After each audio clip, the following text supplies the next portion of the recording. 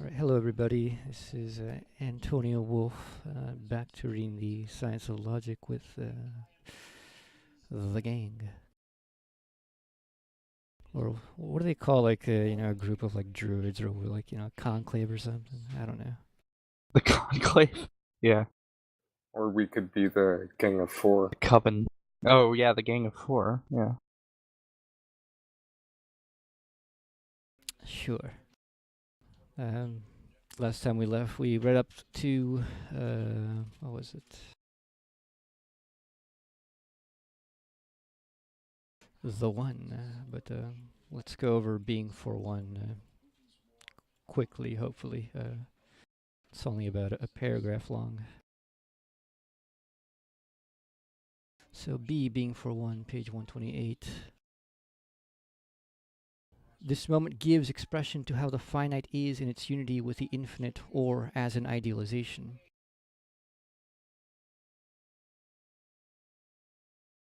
So remember, once something is made a moment, it's idealized, it's made sort of a quality or a finite quality.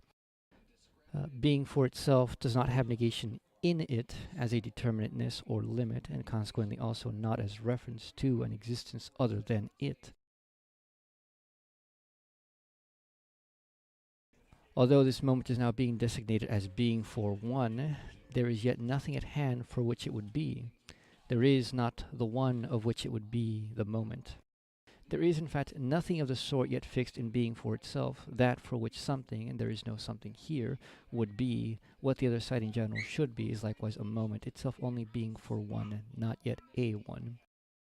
So, to recap, being for itself is just that point we get to with the true infinite, just frozen, come to a full concept, and we say, infinity is, and we're saying nothing else beyond that. We're not saying infinity exists.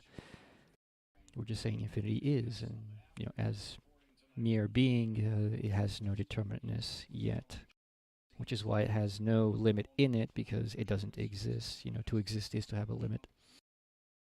So it's not yet being for one. So being for itself and being for one is not the same thing.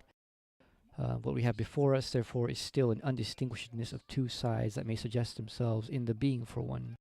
There is only one being for another, and since this is only one being for another, it is also only being for one. There is only the one ideality of that for which or in which there should be a determination as moment, and of that which should be the moment in it.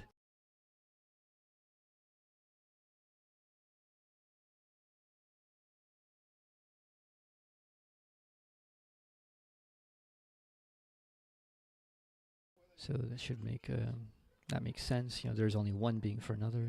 One is, and since this is only one being for another, it is also only being for one. To be for another is to be for one. One is the other is dependent on the other to which it is. And that is for that one. There's only the one ideality of that for which or in which there should be a determination as moment.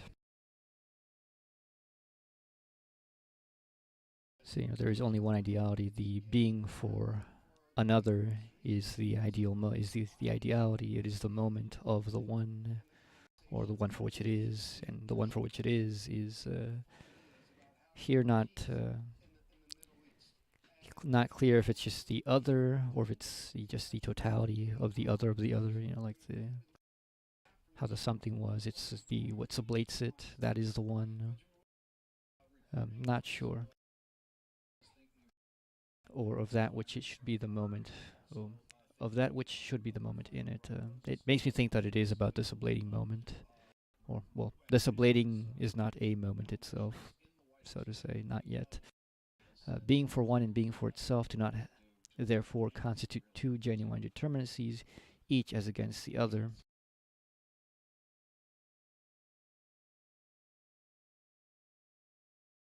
So these are not yet determinacies on the same level like being in itself or being for other were. Inasmuch as the distinction is momentarily assumed and we speak of a being for itself, it is this very being for itself as the sublated being of otherness that refers itself to itself as to the sublated other, is therefore for one. In its other, it refers itself only to itself. An idealization is necessarily for one, but it is not for an other. The one for which it is only itself.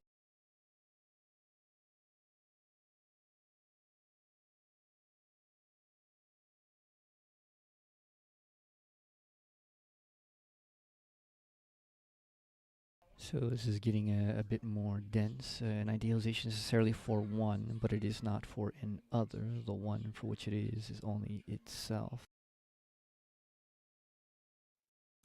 Makes sense when you think about it, how, the idealization is to be made a moment of something else which sublates it. The idealization is not for an other. It's not like, it's on the same level. It's not a side-by-sidedness more so than it is being subsumed under the unity of the one for which it is a moment of, if that makes sense. Clear so far? Yeah. Yeah. The I, therefore, spirit in general, or God, are idealizations because they are infinite as existence which are for themselves. However, they are not ideationally different from that which is for one.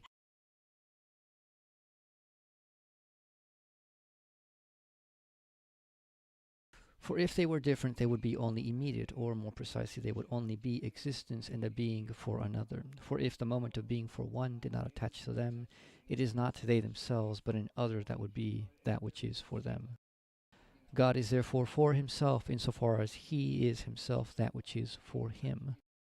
Being for itself and being for one are not therefore diverse significations of ideality, but essential, inseparable moments of it.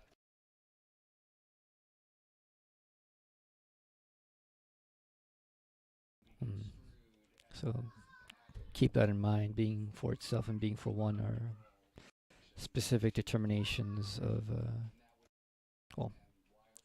the inner determinations of ideality as such. So it's not like that one is an ideality and the other one's a different kind of ideality. They are both moments of ideality itself. So anything that is made ideal, anything that's made momentary, anything that is sublated is for itself and for one. And is the one itself? Mm-hmm. In this case, I mean. Yeah, I think so. because it's the only one there. Yeah, it's it's kind of like tongue-in-cheek, like the other of the other. The other is for itself. What is it for? It's not for an other. It is for the other, which is nothing but itself, because it is the other. So otherness is only for itself.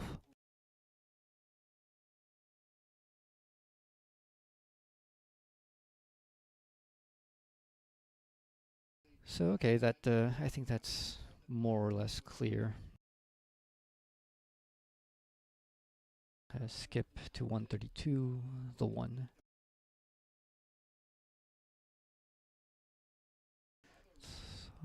All there? Yep.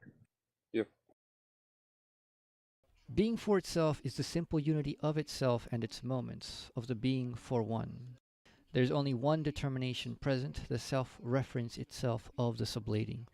The moments of being for itself have sunk into an indifferentiation which is immediacy or being, but an immediacy that is based on the negating posited as its determination. Being for itself is thus an existent for itself, and since in this immediacy its inner meaning vanishes, it is the totally abstract limit of itself, the one. Attention may be drawn in advance to the difficulties that lie ahead in the exposition of the development of the one, and to the source of these difficulties. The moments that constitute the concept of the one as being for itself occur in it, one outside the other. They are 1. Negation in general, 2. Two negations that are therefore, 3. The same, 4. Absolutely opposed, 5. Self-reference, identity as such, 6. Negative reference, which is nonetheless self-reference. Oh god, I love this stuff. These moments occur here apart because the form of immediacy of being enters into the being for itself as existent for itself.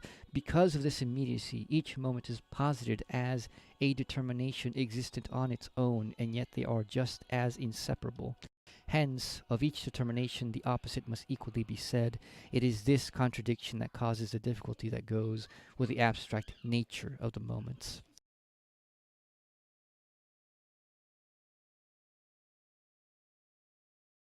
So, as with all things Hegel, clear as mud.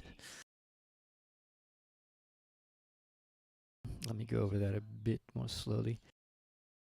Starting from the beginning of the section. Being for itself is the simple unity of itself and its moments, of the being for one.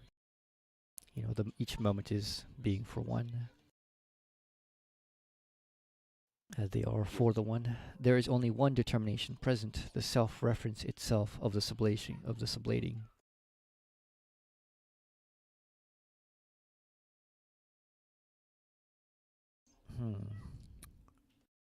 I'm not quite sure what that one is. I mean, it makes you think of the moment of infinity where, you know, infinity is just a self-reference of the finite to itself, which is the process sublating. So sort of makes sense. Yes. The moments of being for itself have sunk into an indifferentiation, which is immediacy or being, but an immediacy that is based on the negating posited as its determination.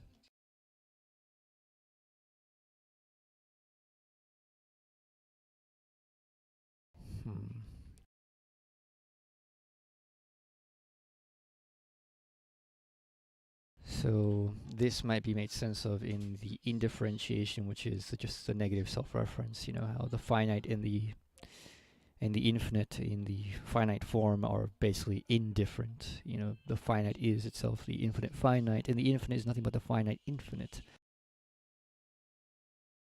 So in that sense, they are indifferent despite being different. And indifference, indeterminacy, is immediacy or being, but an immediacy that is based on the negating posited as its determination. So, you know, it's not the being of indeterminacy, but it's not indeterminate, but it's indifferent, and that's a difference. Makes sense. But being for itself is thus an existent for itself, and since in this immediacy its inner meaning vanishes, it is a totally abstract limit of itself, the one. So it becomes the one once it exists. Yeah. Alright. But it doesn't exist yet.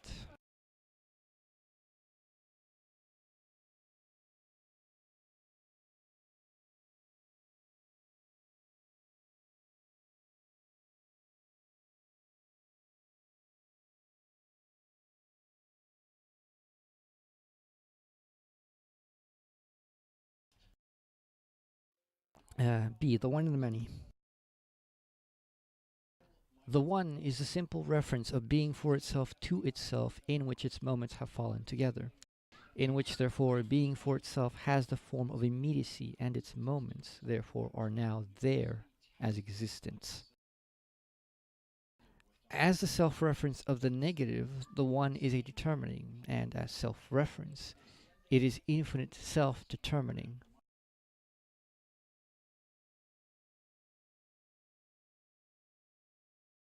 Alright, as the self-reference of the negative, the one is determining, because determinateness is being with a non-being, you know, negating. And as self-reference, it is infinite self-determining. Yeah, alright, yeah, makes sense.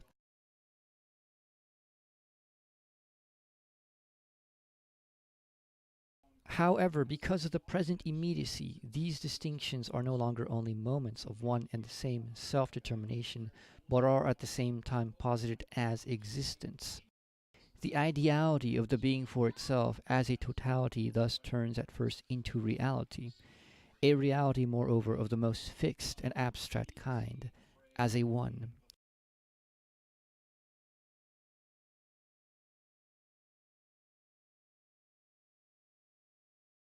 All right.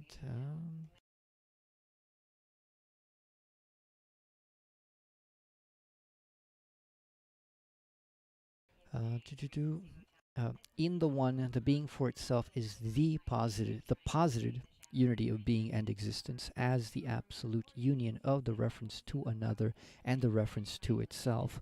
But also the determinateness of being then enters into opposition to the determination of the infinite negation, to self-determination, so that what the one is in itself, it is that now only in it, and the negative consequently is an other distinct from it. What shows itself to be present as distinct from the one is the one's own self-determining. Its unity with itself, as thus distinct from itself, is demoted to reference, and as negative unity, it is negation of itself as other, the excluding of the one as an other from itself from the one. Okay, that was a bit convoluted. Yeah.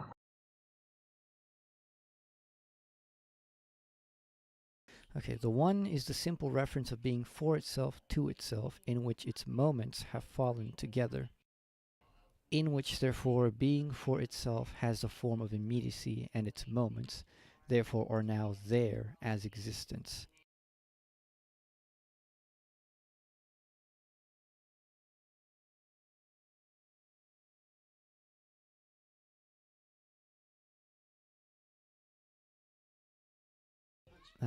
Okay, so it's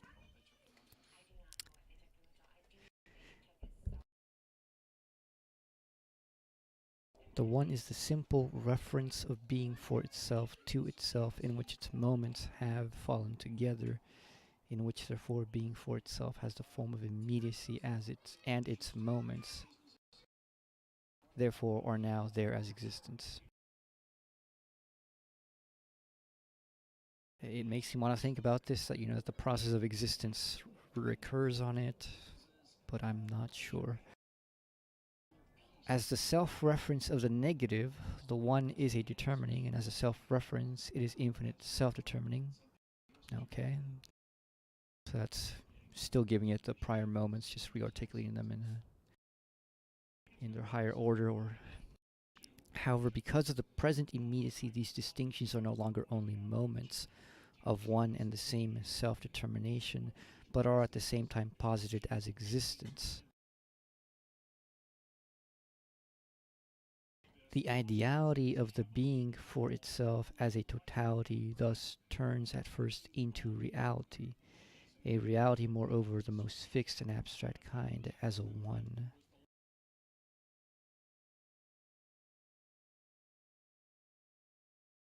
So that still makes you think, the process of existence is recurring on it. First it exists, the moments exist, then we redetermine it through quality, and now it's real. Yeah, but only it. The ideality of being for itself as a totality thus turns at first into reality. A reality, moreover, of the most fixed and abstract kind is the one. So the totality as real is the one. And whatever is in the totality of the real hasn't been established. It's just an abstract reality.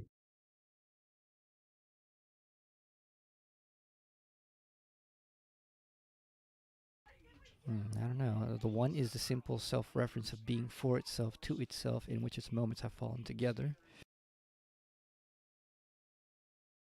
in which therefore being for itself has the form of immediacy, and its moments therefore are now there as existence.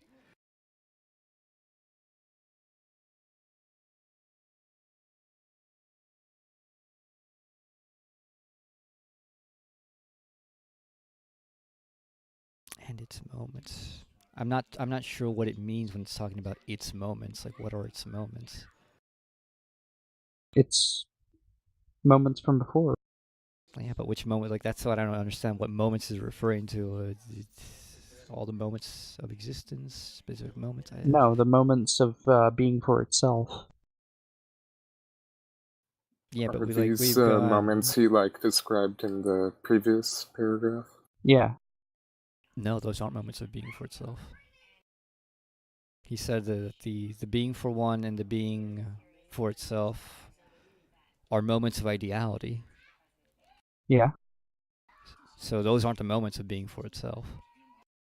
No, but he's talking about the moments of being for itself and being for one. They're the same.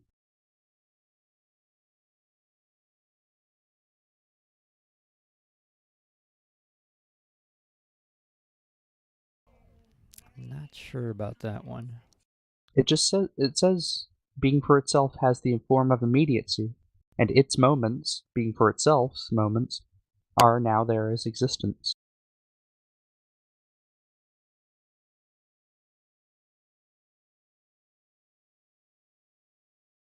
I get that in abstract. I don't know what it's referring to as its moments. Like, what does it mean? Is it like moments of it which are recurring beside it? You know, like how existence recurs upon itself?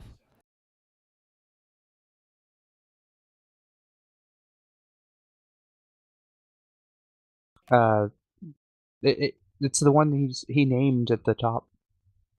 The 1 through 6 moments.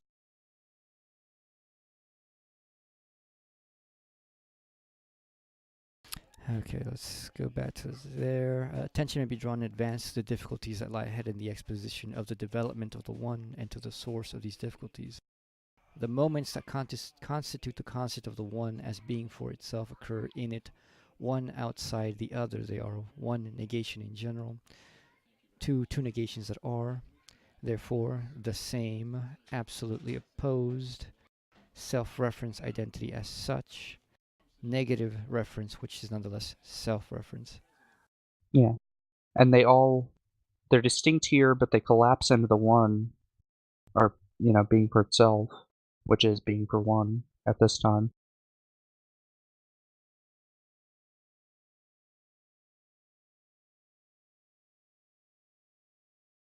Because remember, they sunk into indifferentiation, which is being.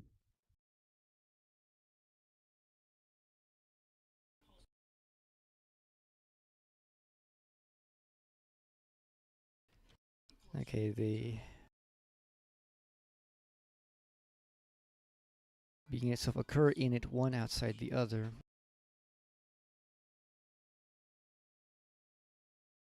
So the various moments exist Separately, independently. yeah. Like, they can be, like, identified separately, but they collapse into one later on.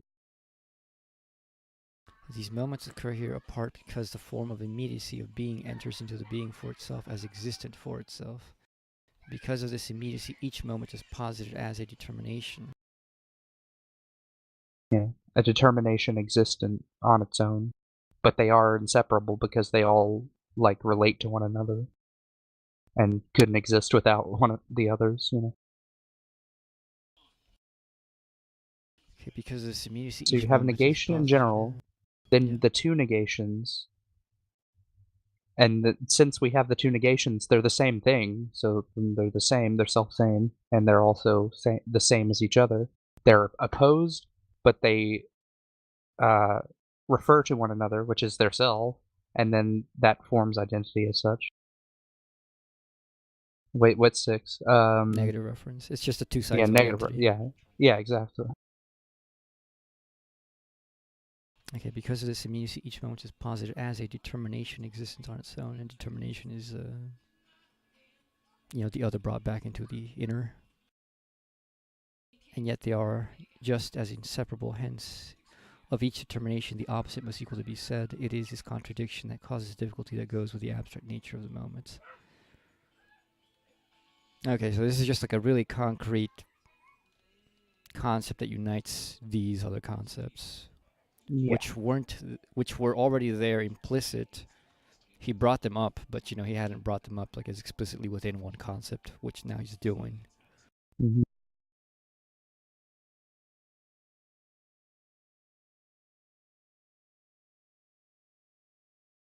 Okay.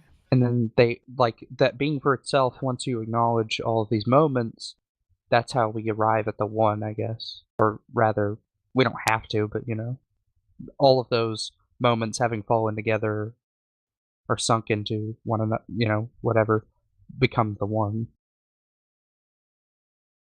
All right, so yeah, they're determinate. They exist. They're in the Hegelian sense, obviously. Uh, they exist. They are determinate. We can specify them as one side of a relations, but the reality is, of course, that they necessarily come and interrelate with the other relations. So they're not really independent. They're codependent, Okay, but so they can be seen, they can be observed independently, but they're not independent of one another. They're dependent on one another. yeah. If you talk about once, you're talking about them all, which I've already noticed. But just to pat myself on the back, I'm kind of proud that I kind of saw this unity before he explicitly mentions it.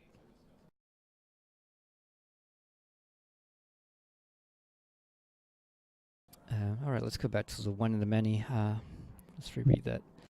The one is the simple reference of being for itself to itself, in which its moments have fallen together. So the unity in which therefore being for itself has the form of immediacy, and its moments therefore are now there as existence. So it's this total system of existence. Oh, well, existence, which has these relations. As the self-reference of the negative, the one is a determining, and as self-reference, it is infinite self-determining.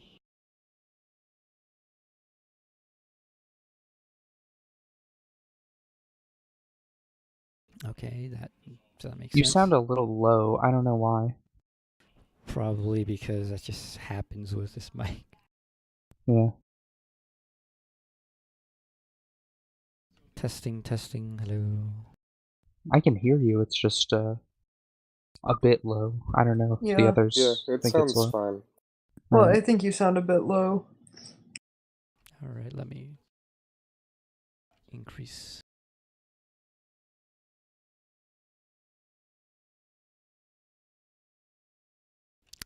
Sound any better?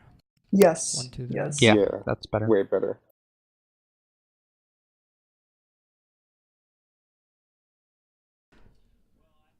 The one is the simple reference of being. That's right. So as the self-reference of the negative, the one is a determining. So we know what that means. And as self-reference, Yeah. it is infinite self-determining. So we get what that means. However, because of the present immediacy, these distinctions are no longer only moments of one and the same self-determination, but are at the same time posited as existence.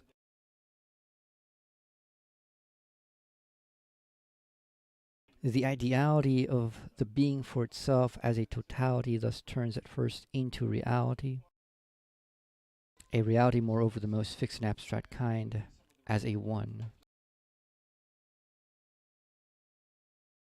Yeah, not like a... So now this is the totality come into its own right now, right? So Yeah, like, I don't know. I like that. We have to keep the abstract in mind, because it's not like a totality as... It's a totality in itself as a one. That's all.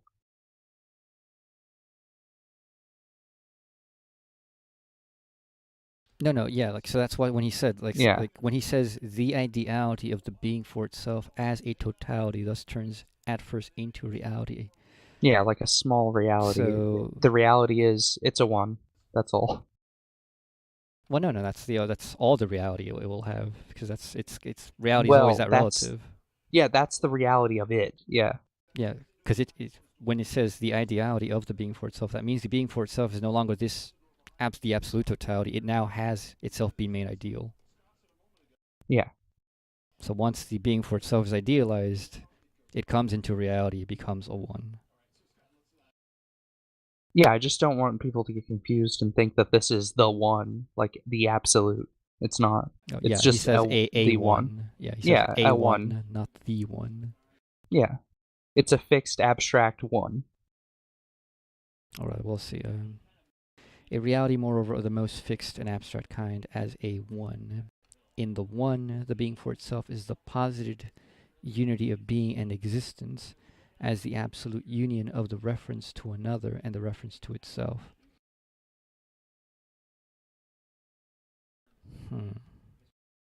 Okay, well, let's finish that out, see what it says.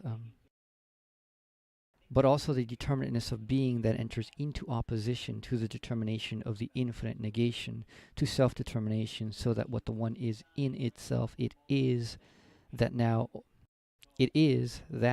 only in it, and the negative consequently is an other distinct from it. What shows itself to be another one. present as distinct from the one is the one's own self-determining. Its unity with itself, as thus distinct from itself, is demoted to reference, and as negative unity, it is negation of itself as other, the excluding of the one as an other from itself from the one.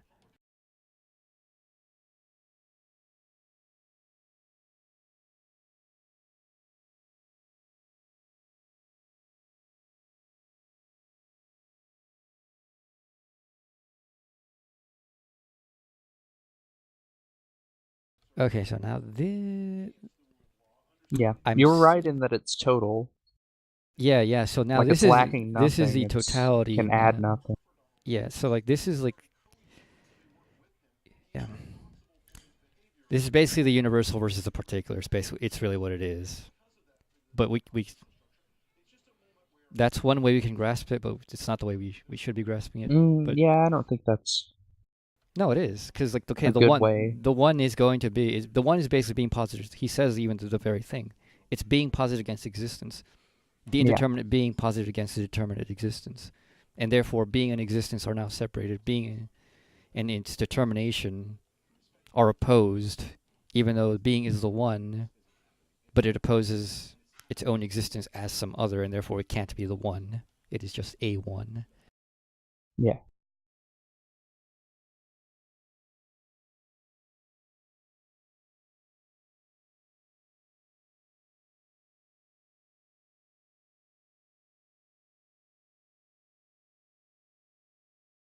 What I'm not sure of is how we get to that distinction. Because there's an at-face easy way to do it, but at the same time, I don't know if like that's legitimate or not.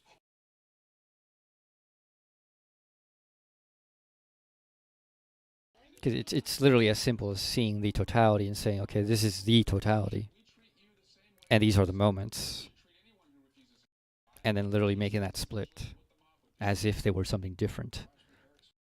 Yeah.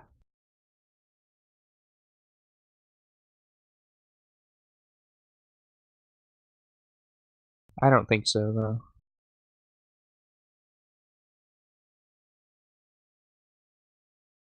I don't know, because when he says the ideality, the being for itself as a totality, thus turns it at first into reality. That seems to me what that's saying.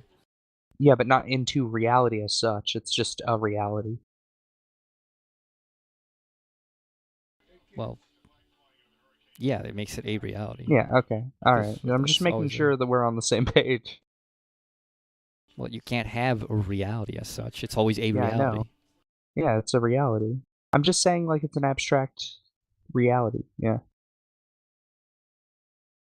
Yeah, but it's... Because there are people listening to us. Well, yeah, I know, but like they should already be following Alright, along. They should alright. already know that ideality is abstraction, but we're not talking about vague abstraction. We're talking about... Yeah. We're talking about both senses of abstractions, but like... Because it is basically both here. So a reality, moreover, the most fixed and abstract kind, as a one.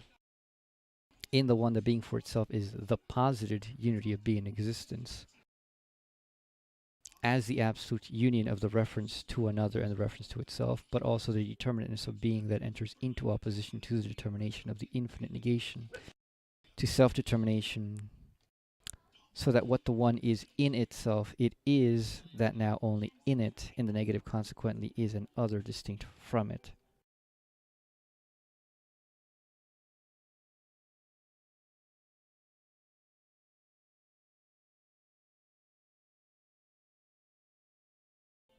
Are you getting what that movement is doing? Because I'm not quite grasping it. Which one?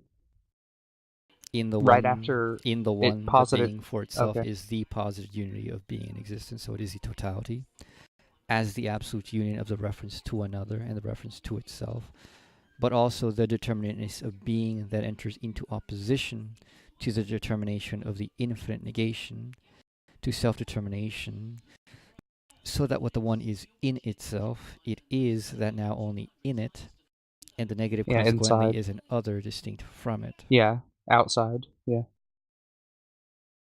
What it is in itself is only within it, or in itself, and the negative is distinct from it, being outside.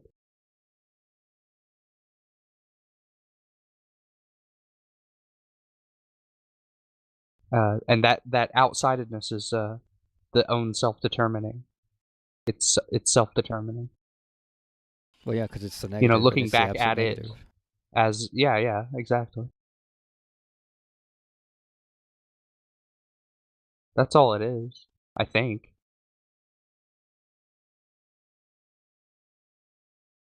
What shows itself to be present as distinct from the one is the one's own self-determining. Its unity with itself, as thus distinct from itself, is demoted to reference, and as negative unity, it is negation of itself as other, the excluding of the one as an other from itself, from the one.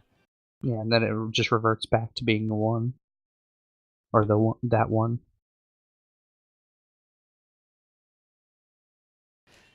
Okay, so I think like what we had in mind at first is exactly what is happening, which is all that happens is really the recursion of existence upon itself, but at this level of the one. Yeah. Josh, does that make sense? Yes. Yeah, but why does it exist exactly? Because it's immediately. Once you say the totality is, it's over. You got to recur. Yeah. I see. I mean, well, you have to because we know you can. You know, if it was the case that we really had no concepts at all that really went beyond that, we would just have an empty recursion because we wouldn't know what the meaning would be of that existence. But we do have concepts that go beyond that. Therefore, we can do the recursion because we know what the meaning would be.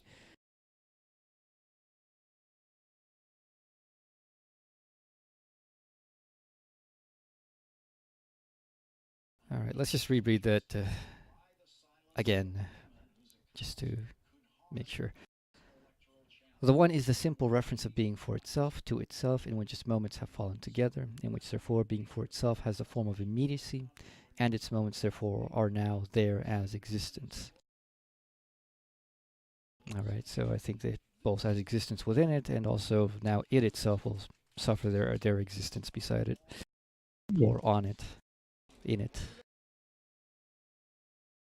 With it. As the self-reference of the negative, the one is a determining, and as self-reference, it is infinite self-determining. However, because of the present immediacy, these distinctions are no longer only moments of one and the same self-determination, but are at the same time posited as existence. So now, you know, it's the side-by-sidedness, the determinateness of it. The ideality of being for itself as totality thus turns at first into reality. So, you know, once it is idealized, once it is abstracted, once it is determinate, once it is existent, it is real, or at least it takes itself for itself the moment of reality. A reality, moreover, of the most fixed and abstract kind, as a one. So, you know, this is the level at which we're recurring, the one.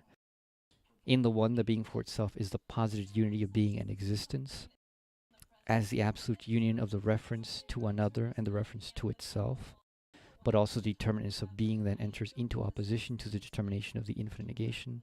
I think that when it says it's the unity of being and existence, it is the unity of the immediacy of existence. Because being was immediacy, existence is determinacy. But now this is determinate immediacy, Yeah. so to say, or, you know, mediated immediacy. Mediated, yeah. So is this making sense so far? Yeah. Yeah. Cleared things up. What?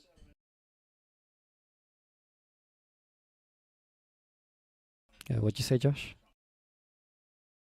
Oh, I said this is clearing things up. Okay, Mhm. Further redevelop it.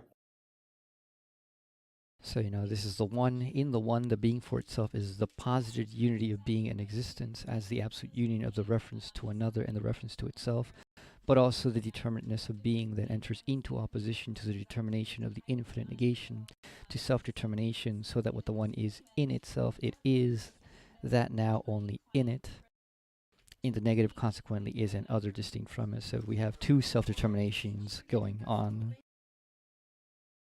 But in technical sense, that's not really possible, because if they are in relation at all, they are then in determinate relation, which means they are not fully self-determinate, which means that the full capturing of the conceptual self-determination is not actually being captured within any single one of them. What shows itself to be present as distinct from the one is the one's own self-determining. Its unity with itself, as thus distinct from itself, is demoted to reference.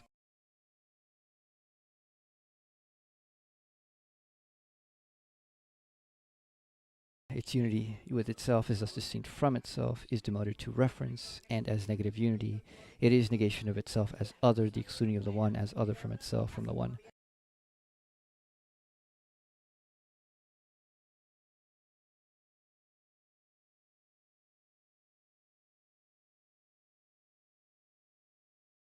So I think that this is kind of like the necessary. It's like the other, where the other is ejected and then necessarily brought back into itself. It has to. Yeah.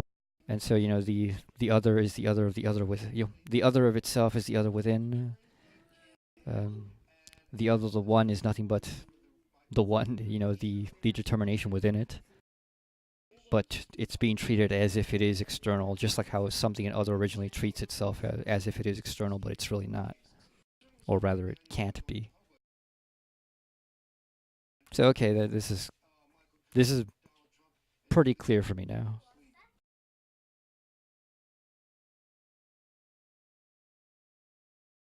Is this clear for you all? Mhm. Yeah.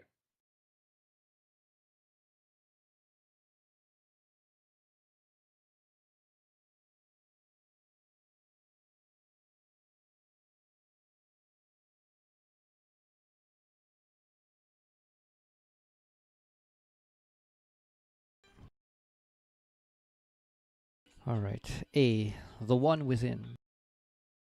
Within it, the one just is. This, its being, is not an existence, not a determination as reference to an other, not a constitution. It is rather its having negated this circle of categories. The one is not capable, therefore, of becoming any other. It is unalterable.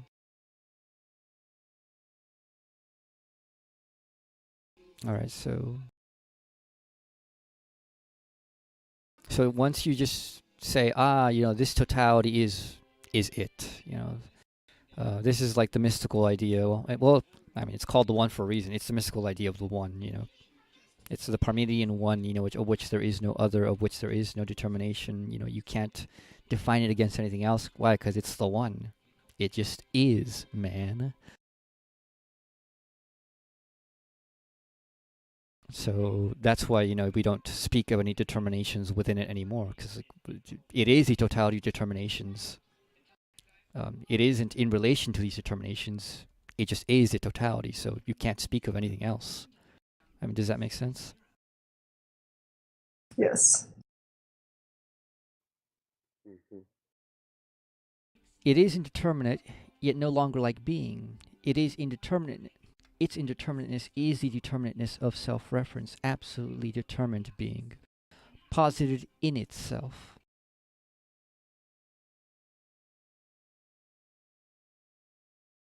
So determinate indeterminateness. I love it. As negation, which, in accordance with its concept, is self-referring, it has distinction in it. It directs away from itself towards another, but this direction is immediately reversed, because, according to this moment of self-determining, there is no other to which it would be addressed, and the directing reverts back to itself. In this simple immediacy, even the mediation of existence and ideality, with all its diversity and manifoldness, have vanished. In the one there is nothing. This nothing, the abstraction of self-reference, is here distinguished from the in-itselfness of the one. It is a posited nothing, for this in-itselfness no longer has the simplicity of the something, but as mediation has rather the determination of being concrete. Taken in abstraction, it is indeed identical with the one, but different from its determination. So this nothing, posited in the one, is the nothing as the void. The void is thus the quality of the one in its immediacy. So we have finally come back full circle to where we began with the science of logic. Well, at least one full circle. there's always more to the circle, but this is pretty neat because now this is a way more concrete version of saying what we said what we started with at the beginning. Being is nothing, and we're now saying again, being is nothing, except where there's detail to it about why it's nothing.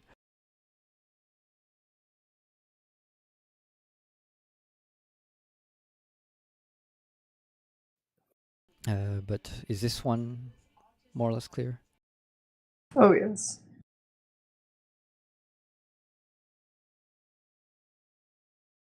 All right, so this nothing is now called the void, and it's in the one. Be the one and the void. The one is the void as the abstract self-reference of negation, but the void is as nothing is absolutely diverse from the simple immediacy of the one.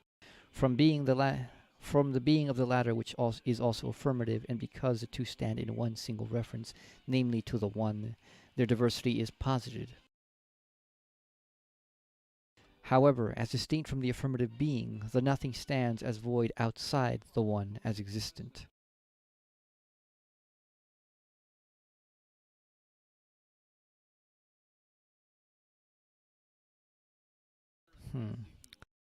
So the one is the void as the abstract self-reference of negation.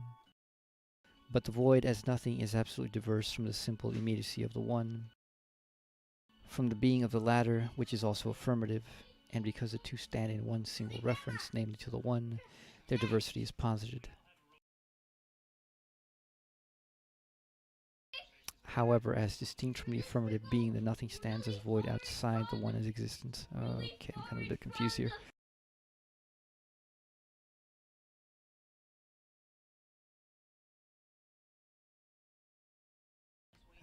Okay, the one is the void as the abstract self-reference of negation.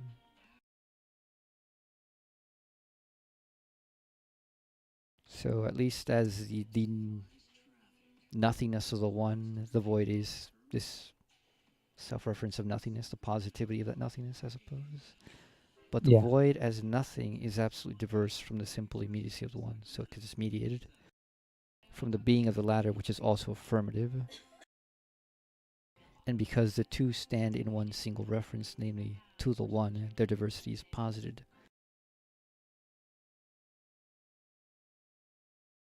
Okay, that's where I'm getting confused. But the void as nothing is absolutely diverse from the simple immediacy of the one, from the being of the latter, which is also affirmative. It's absolutely diverse, not because of the self-reference, but because it is in reference, in negative reference to the being of the one, right? Because being from the being of the latter, which is also affirmative, and because the two stand in one single reference, namely to the one, the diversity is posited. Yeah. Because they're comparing to the one only. Therefore, you can come at it from two different perspectives. Therefore, it's diverse.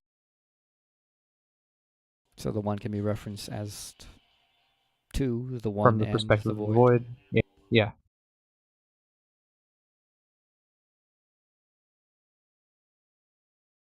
And because the two stand in one single reference. Okay. I was kind of confused by the one single reference, but the one refers to itself and the void refers to the one. However, as distinct from the affirmative being, the nothing stands as void outside the one as existent. Yeah. It's just another relation of Yeah, and particularly here, he's not talking about the being in nothing. Parmenides. Yeah, particularly here, he's, by the way, not talking about the Parmenidean nothing. He's talking about basically the atom of the atomists. Yeah. Oh yeah. Because I've read a little bit of the philosophy, the history of philosophy, of Hegel's history of philosophy, and they do talk about they're the ones who talk about the void, and the one here is the unity of the atom, so to say. But here it's taken as only like a one absolute atom. At least that's what you can make sense of it. It's not nonsense, but whether he is explicitly referring to that, I'm not sure.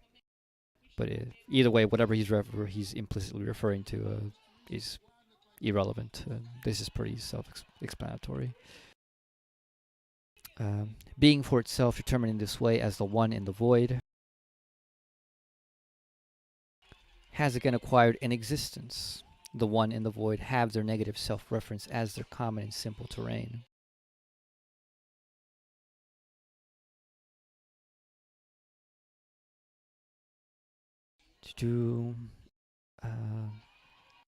The moments of being for itself come out of this unity, become external to themselves, for through the simple unity the moments of the determination of being comes into play, and the unity itself thus withdraws to one side, is therefore lowered to existence, and there it is confronted by its other determination standing over against it, negation as such and likewise as the existence of the nothing as the void.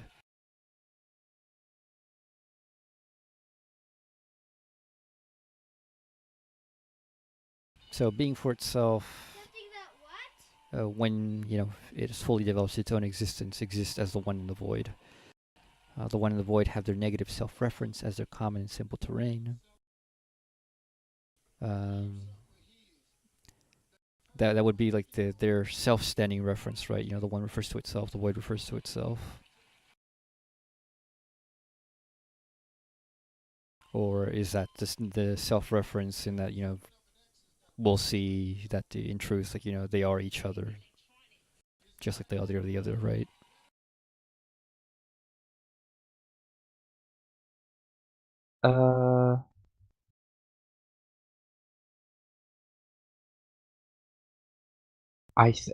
Yeah. Yeah, to both. I think I understand what you're saying.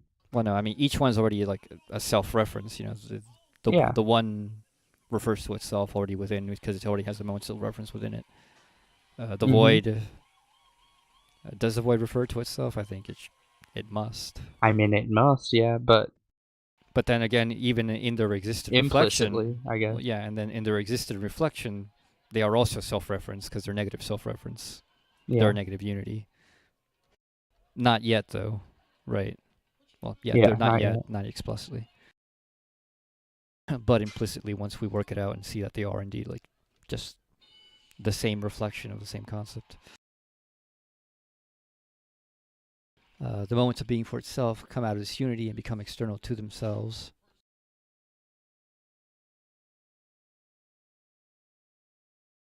Okay, they treat each other as self-standing because they say, I have self-reference, therefore I exist independently. So that makes sense. For through the simple unity of the moments, the determination of being comes into play, and the unity itself thus withdraws to one side, is therefore lowered to existence, and therefore it is confronted by its other determinations, standing over against it, negation as such, and likewise of the existence of the nothing as the void.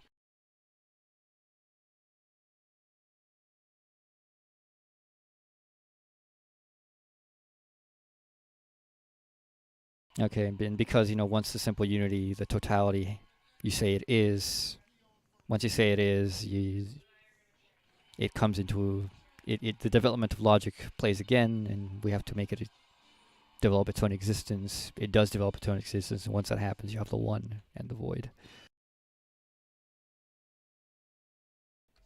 And I think it's a pretty simple, easy way to see like how this then turns into the one and the many. Because once you have the one and the void, the one is not alone. So, alright, that section clear? Yep, pretty much. Yes. Alright, remark. In this form of existence, the one is the stage of the category that made its appearance among the ancients as the principle of atomism. Aha, I was right. According to which the essence of things is the atom and the void. You want me to read that in Greek? Oh, you know Greek? Go ahead. To atomon, or ta atoma kai to genon. All right. Which means Atom and the void. The atom and the void. the atom. The atom, or the atom, and yeah, the atom and the void.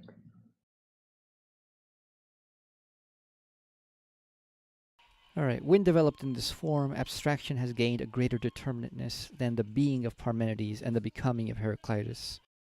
As high as this abstraction rises in making this simple determinateness of the one and the void the principle of all things, by reducing the manifold of the world to this simple opposition and daring to derive knowledge of it from the latter, just as easy is it for figurative reflection to picture atoms here and the void next to them. It is no wonder, therefore, that the atomistic principle has at all times held its own. The equally trivial and external relation of composition that must be added to it to attain the semblance of concreteness and multiplicity is just as popular as the atoms themselves in the void.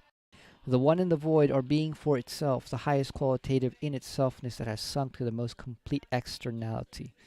Immediacy, or the being of the one, since it is a negation of all otherness, is posited as no longer determinable and alterable, and in the presence of its absolute obduracy, all determination, every manifold and every conjunction therefore remains irreducibly external reference.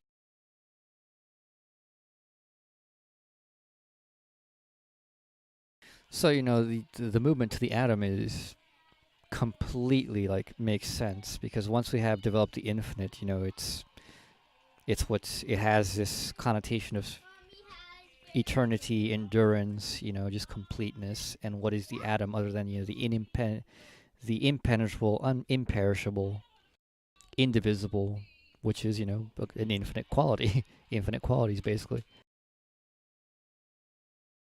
So this development makes perfect sense in my opinion.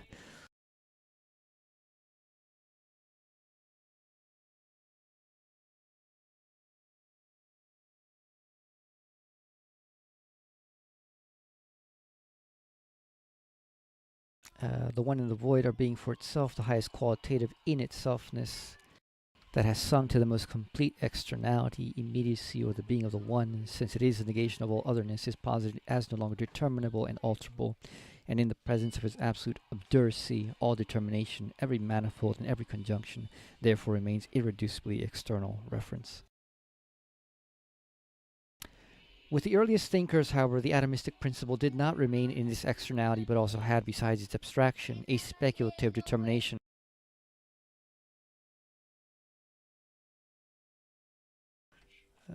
Sorry about that. With the earliest thinkers, however, the atomistic principle did not remain in this externality, but also had, besides its abstraction, a speculative determination, inasmuch as the void was recognized as the source of movement, and this entails quite a different connection of atom and void than the mere juxtaposition and mutual indifference of these two determinations.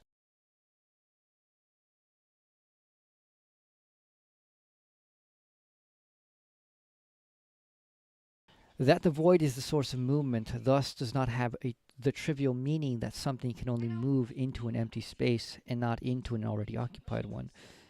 For in the latter it would find no room still left open. Understood in this way, the void would be only the presupposition or the condition of movement, not its ground, and the movement itself would be presupposed as already there, while the essential point, its ground, is forgotten.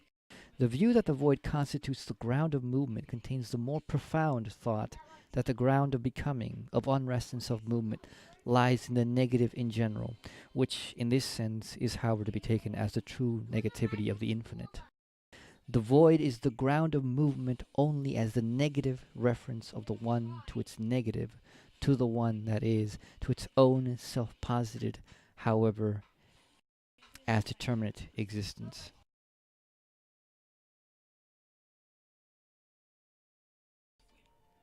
For the rest, the other determinations of the ancients concerning the shape of the atoms, their position, the direction of their movement, are arbitrary and external enough.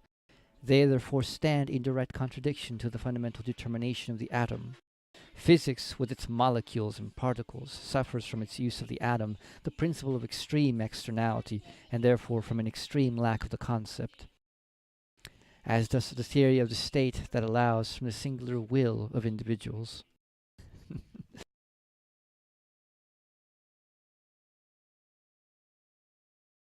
All right, so I think that was pretty clear. Yep. Yep. Yep.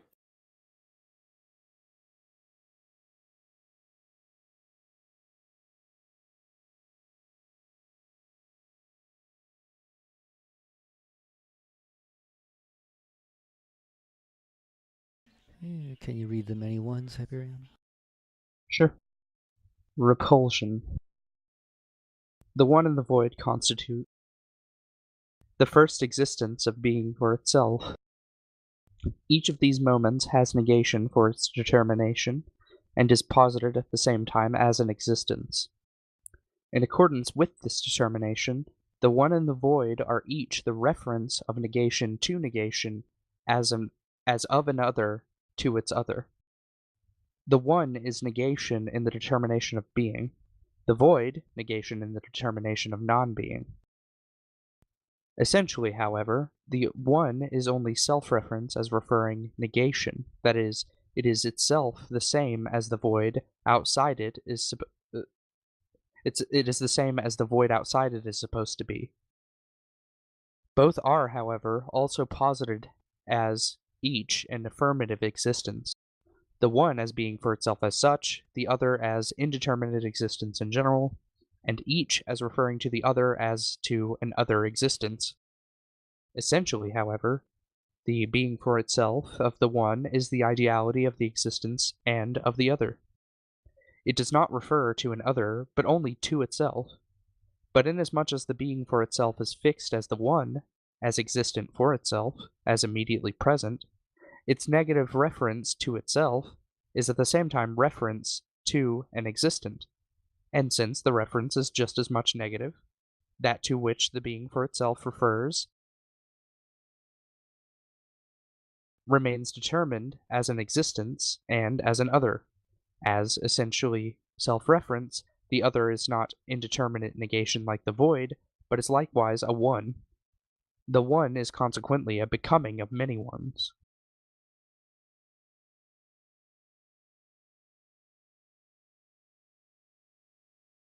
All right, go on. Yeah, I think that was pretty Okay. clear. All right. Strictly speaking, however, this is not just a becoming, for becoming is a transition of being into nothing.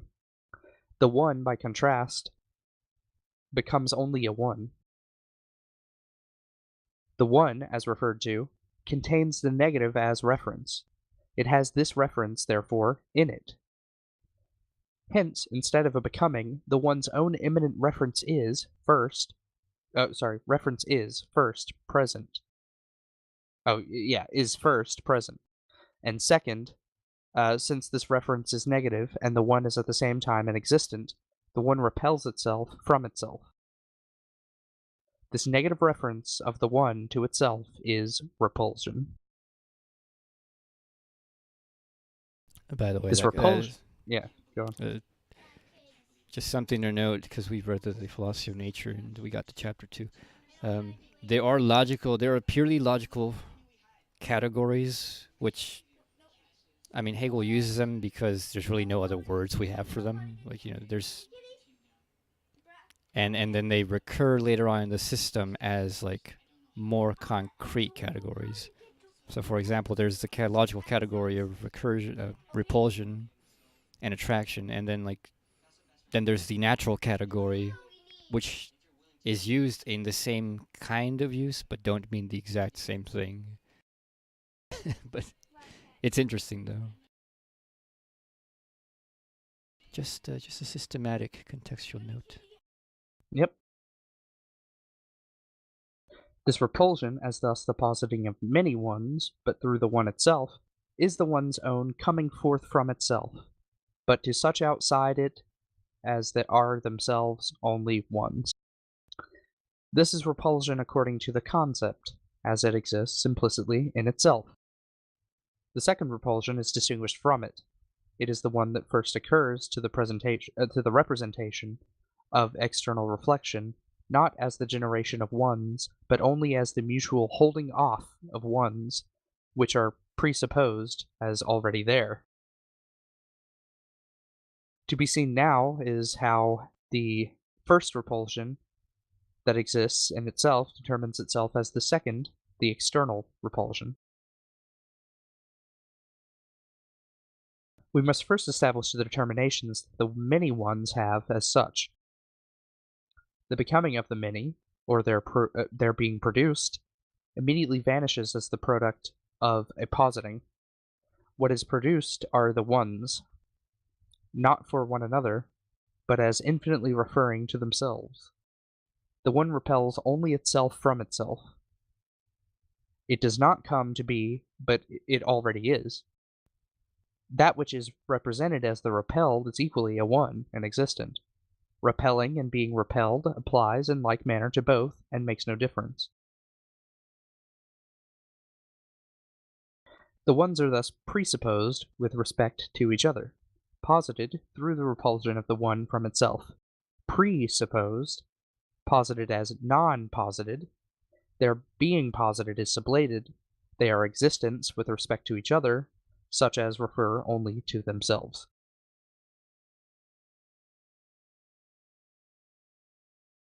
Is that clear? Clearer than mud? That's pretty clear to me. Okay. Yeah. Yeah. Mhm. Alright. Thus plurality appears not as an otherness, but as a determination completely external to the one. The one, in repelling itself, remains reference to itself, just like that which is taken as repelled from the start. That the ones are other to one another, that they are brought together in the determinateness of plurality, does not therefore concern the one. If the plurality were a reference of the ones to one another, the ones would then limit each other, and would have the being for other affirmatively in them. Their connecting reference, and this they have through their unity which is in itself, as posited here, is determined as none. It is again the previously posited void. This void is their limit, but an external limit in which they are not supposed to be for one another. The limit is that in which the limited are just as much as are not. But the void is determined as pure non-being, and this alone constitutes the limit of the ones. The repulsion of the one from itself is the making explicit of what the one is implicitly in itself, but thus laid out as one outside the other. Infinity is here an infinity that has externalized itself, and this it has done through the immediacy of the infinite, of the one. Infinity is just as much the simple reference of the one to the one as, on the contrary, the one's absolute lack of reference. It is the former according to the simple affirmative reference of the one to itself. It is the latter according to the same reference as negative. Or again, the plurality of the ones is the one's own positing of the one. The one is nothing but this negative reference of the one to itself, and this reference, hence the one itself, is the plural one. But equally, plurality is utterly external to the one, for the one is precisely the sublating of otherness. Repulsion is its self-reference, and simple equality with itself. The plurality of the ones is infinity, as a contradiction that unconstrainedly produces itself.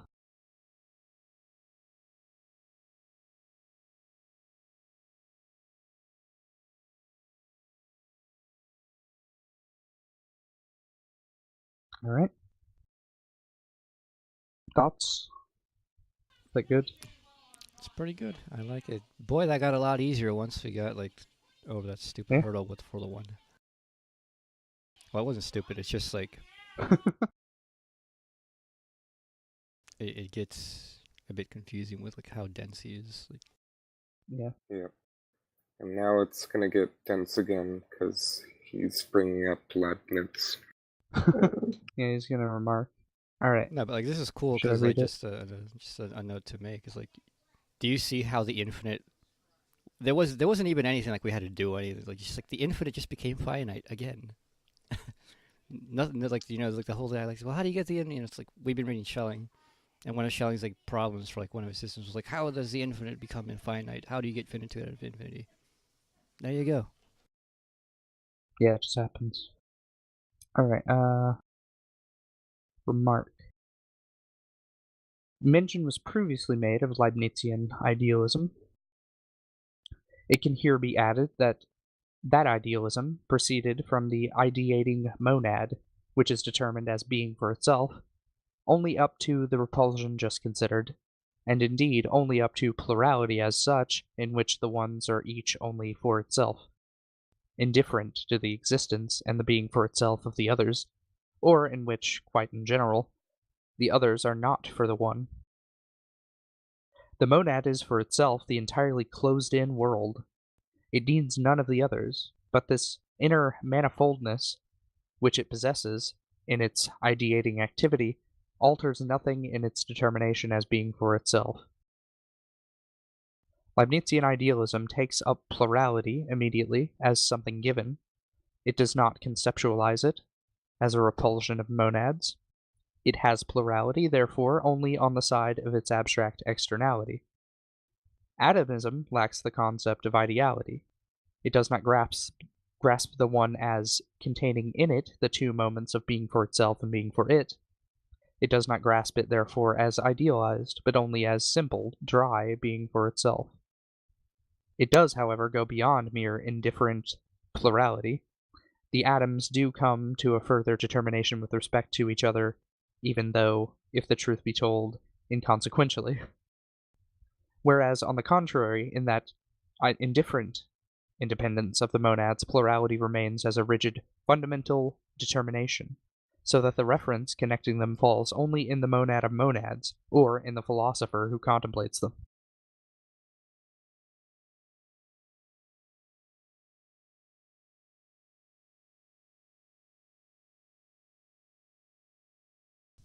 Yep.